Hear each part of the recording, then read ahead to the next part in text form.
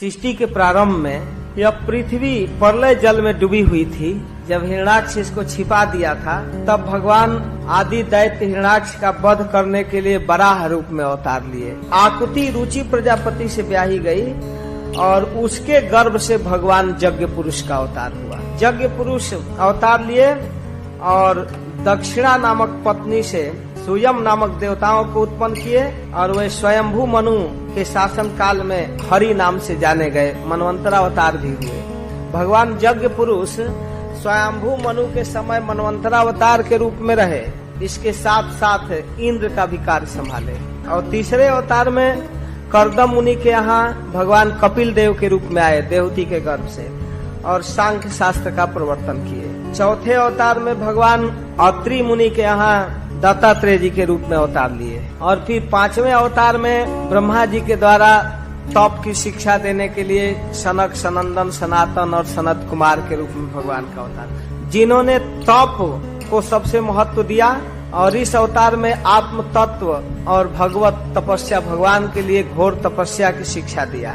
छठवें अवतार में धर्म की पत्नी दक्ष कन्या मूर्ति के गर्भ से भगवान का एक अवतार हुआ, नर नारायण, भगवान नर नारायण। इन्होंने भी तपस्या का प्रभाव दिखाया। बद्रिकाश्रम में आज भी तपस्या करते हैं और भारतवासी उनकी आराधना करते हैं। फिर आगे कहते हैं कि जब बेन के शरीर का मंथन किया गया और उसके शरीर से भगवान का एक शक्त्यावेश अवतार हुआ, पृथु महाराज, जिन्होंने पृथ्वी का दोहन किया गाय के रूप में और सारे औषधियों को, सारे विभागाध्यक्षों को अपना अपना हिस्सा सौंपा। इसके बाद आठवां अवतार के रूप में भगवान महाराज नाभि के द्वारा मेरु देवी या सुदेवी, दोनों नाम है, उनके गर्भ से भगवान ऋषभ देव का जन्म हुआ, जिन्होंने परमहंस चर्या की प्रवर्तन किया जगत में।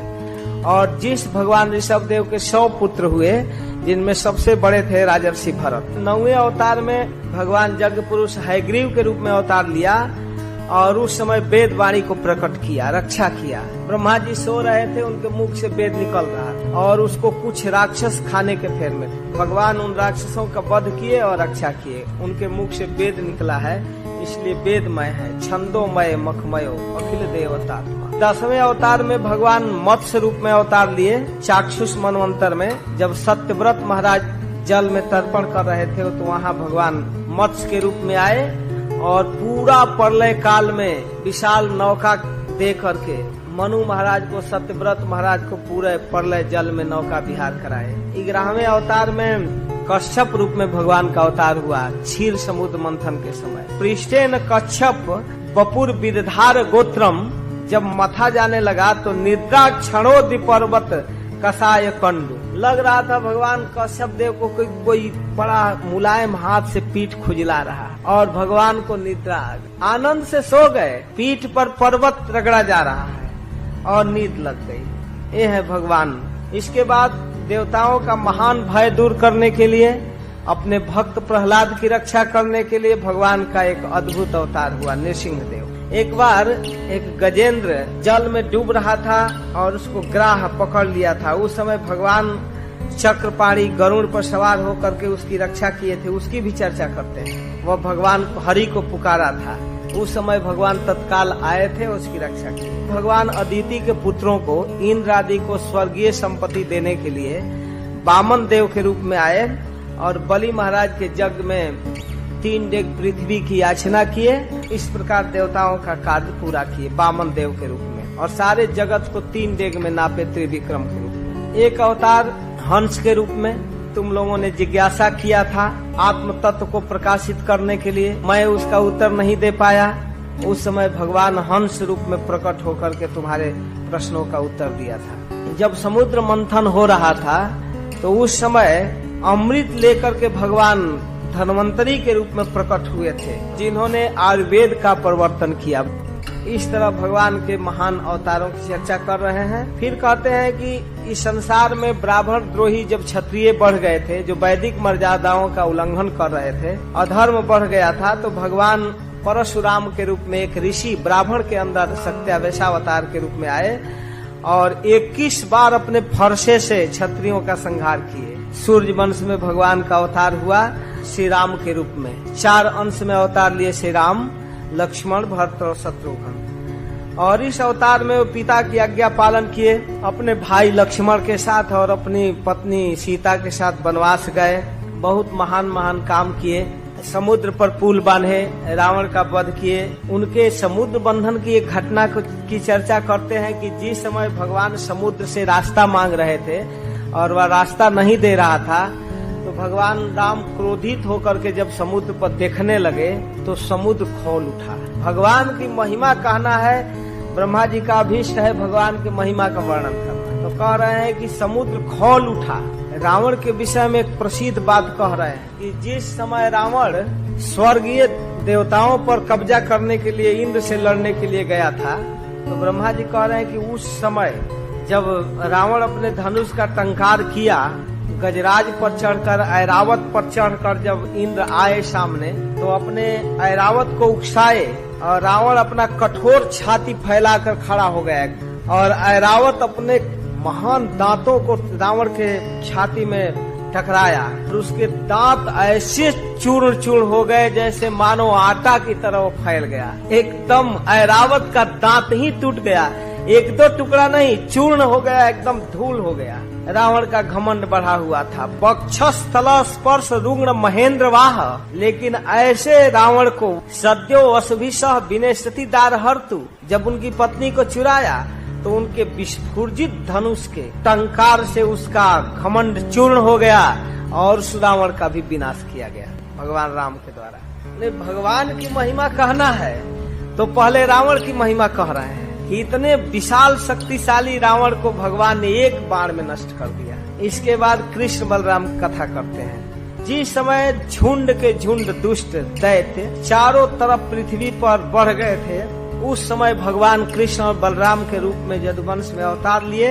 भगवान ने पूतना नामक राक्षसी को 6 दिन के अवस्था में वध किया। तीसरे महीना में बहुत भारी छकड़ा को उलाटा, सक्टासुर का वध किया। फिर कुछ महीनों के बाद जमलार्जुन वृक्ष के भीतर घुसकर उसको उखाड़े, नल कुबर मणिग्रीव का उद्धार किए। फिर बाद में भगवान बचपन में ही ब्रज में कालिये का दमन किए।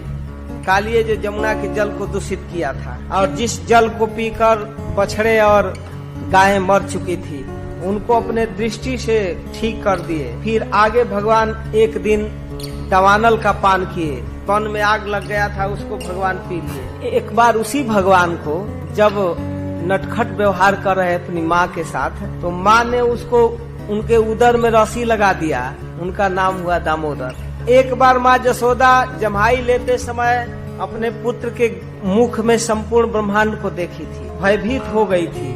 फिर भगवान ने अपनी वात्सल्य शक्ति संपादित करके माँ का यह मोह अज्ञान दूर किया। और एक बार नंद बाबा अपने लाडले लाल के कृपा से वरुण पास से मुक्त हुए थे। असमय में जमुना में स्नान करने चले गए और चले गए वरुण के पास, तो वहाँ जाकर भगवान ने उनको छुड़ाया। फिर आगे एक बार परंपरा से होने वाली जो इंद्र यज्ञ चल रही थी, इंद्र का यज्ञ साल में, उसको बंद करा के गिरिराज गोवर्धन का पूजन कराए। और इस पर जब इंद्र क्रोधित होकर वर्षा करने लगा तो भगवान ने गिरिराज धारण किया। देखिए, सब अवतारों की चर्चा किए लेकिन थोड़ा थोड़ा टच करते हैं। आज जब कृष्ण के विषय में आते हैं तब ब्रह्मा जी अब इसमें रम गए। कहते हैं गोवर्धन पर्वत को एक साधारण पौधे की तरह, साधारण छत्रक पुष्प कुकुरमुत्ते की तरह, बरसाती पौधे की तरह उखाड़ लिए। तो इस प्रकार वृंदावन में विहार करते हुए श्री कृष्ण विविध प्रकार से अपने गोप सखाओं के साथ, गोपियों के साथ विहार किए। और एक दिन शरद पूर्णिमा के दिन गोपियों के साथ महारास किए। इन कृष्ण लीलाओं का स्वादन कर रहे हैं। कहने का मतलब कि हे नारद, इन्हीं सब लीलाओं में रमण करना चाहिए। एक समय की एक घटना का और जिक्र ब्रह्मा जी करते हैं कि एक बार दोनों भाई कृष्ण और बलराम एक पर्वत पर गान कर रहे थे, बड़े आनंद के साथ संगीत चल रहा था रात्रि के समय। और वहाँ भी गोपियाँ कुछ आई हुई थी, उनके गान सुन सत्संग चल रहा था। बस कुबेर का एक सेवक शंख चूर्ण था, वो कुछ गोपियों को उठाकर लेकर भाग चला। जब चिल्लाई तो बलराम जी चले मारने के लिए, और बलराम उसको शंखचूर्ण को मार करके उसके सिर से मणि निकाले और ला करके कृष्ण को दे दिए। कह रहे हैं इस प्रकार प्रलंबासुर, धेनुकासुर, बक्कासुर, अरिष्टासुर, केशी, चाणूर और मुष्टिक, कुवलया पीड़, कंस, कालजमन, भौमासुर, मिथ्या झूठा वासुदेव जो काशी से आया था, साल, द्विविद, बलबल, दंतवक्त, नागनजीती के 7 बैल, संबासुर, संबरासुर, विदुरथ और रुक्मी आदि अनेक दुष्ट राजाओं को युद्ध के मैदान में भगवान कृष्ण और बलराम ने उनका वध किया। और उनके कृपा से, भगवान के मारे जाने से सभी भगवत धाम चले गए। व्याजभयन हरिणा निलयम तदीयम, सब मारे गए, सबका नाश कर दिए भगवान। कहते ना ना, नीलयम, वैकुंठ चले गए, तदीयम, अपने धाम भेज दिए। यह भगवान का अवतार हुआ। फिर काल के फेर से, समय के फेर से, काले न मिलित धिया अवशिष्ट निर्णाम तोका जुसाम सनिगमो बत दूर पारह। जब काल के प्रभाव से वेद का ज्ञान, भगवान का ज्ञान लुप्त होने लगा, तो वही भगवान कृपा करके सत्यवती के गर्भ से पराशर ऋषि के द्वारा व्यास के रूप में अवतार लिए और उन्होंने वेद शास्त्रों को लिपिबद्ध किया। ये भगवान का 21वां अवतार है। फिर आगे वेद मर्यादाओं को, वेद मार्ग का सहारा लेकर कि वेद में हिंसा है, पशु वध है, गो वध, अश्वमेध, गोमेध, तरह तरह का मेध वर्णन किया गया है। इसलिए तमोवृत्ति वाले लोग हिंसा करने लगे, वेद का सहारा लेकर। रेफरेंस वेद का देते थे। तब भगवान कृपा करके उन लोगों की बुद्धि जो मोह में और लोभ में, लोलुपता में, मांस खाने में पड़ी हुई थी, उनको दूर करने के लिए भगवान ने अवतार लिया बुद्ध रूप में। और वेद की मर्यादा को छोड़ो, स्वाभाविक विचार करो, आत्मोत व्यवहार करो, अहिंसा परमो धर्म, ये प्रवचन किए। विचार करो, एक छोटा सा कांटा शरीर में गड़ने पर दर्द होता है और किसी का सिर काटने पर दर्द नहीं होता। वाणी का इतना महत्व हुआ भगवान बुद्ध का कि सारे लोग उस वैदिक अवलंबन को छोड़कर बौद्ध परंपरा को स्वीकार कर लिए। तो इस प्रकार ये उपधर्म का उपदेश करेंगे। उपधर्म का उपदेश इसलिए किए कि वेद के सहारे अधर्म हो रहा था, तो उस अधर्म को रोकने के लिए वेद उपधर्म का, वास्तविक धर्म का उपदेश बौद्ध धर्म नहीं है। वैदिक रिफरेंस के सहारे जो पाप हो रहा था उसको रोकने के लिए भगवान बुद्ध देव आए। और इसके बाद फिर आगे जब और पाखंडी लोग बढ़ जाएंगे, ब्राह्मण, क्षत्रिय, वैश्य सभी शूद्र प्राय हो जाएंगे, स्वाहा स्वाधा सब खत्म, कोई जग वैदिक मंत्र नहीं रह जाएगा, कहीं सुनाई नहीं पड़ेगा स्वाहा महा कुछ भी। तब उस समय कलयुग में दुष्ट प्रवृत्ति के लोग बढ़ जाएंगे। तब भगवान कल्कि अवतार लेंगे और अपना तलवार उठाएंगे और घोड़े पर चढ़कर ऐसे दुष्ट प्रवृत्ति के लोगों का नाश करेंगे।